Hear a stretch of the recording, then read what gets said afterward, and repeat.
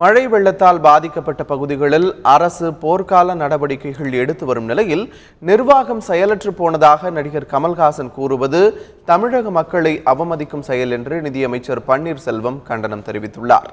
அசாதாரண சூழ்நிலையில் பாதிக்கப்பட்ட மக்களுக்கு ஆறுதலாக செயல்படும் அரசுக்கு ஆதரவாகவும் உறுதுணையாகவும் இருப்பதை விட்டுவிட்டு கமல்ஹாசன் உண்மை நிலவரங்களை உணர்ந்து கொள்ளாமல் குழப்பத்தின் பிடியில் இருப்பதாக அவர் வெளியிட்டுள்ள அறிக்கையில் தெரிவித்துள்ளார். எதிர்பாராத வகையில் இயற்கை தாக்கும் போது மீட்பு நிவாரணப் பணிகளை திட்டமிட்டு மேற்கொள்வதன் மூலம்தான் இயல்பு நிலைக்கு கொண்டு வர முடியும் என்றும் அதனை முதலமைச்சர் சிறப்பாக செய்து கொண்டிருக்கிறார் என்றும் அவர் குறிப்பிட்டுள்ளார்.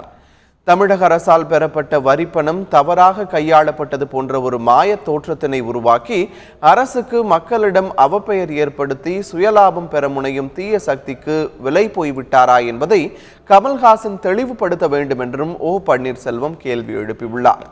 மக்களின் வரிப்பணம் ஒவ்வொரு ரூபாயும் பயனுள்ள வகையில் நலப்பணிகளுக்கு மட்டுமே செலவிடப்பட வேண்டும் என்பதில் கண்ணும் கருத்துமாக இருந்து முதலமைச்சர் திட்டங்களை செயல்படுத்தி வருவதாக அவர் சுட்டிக்காட்டியுள்ளார்.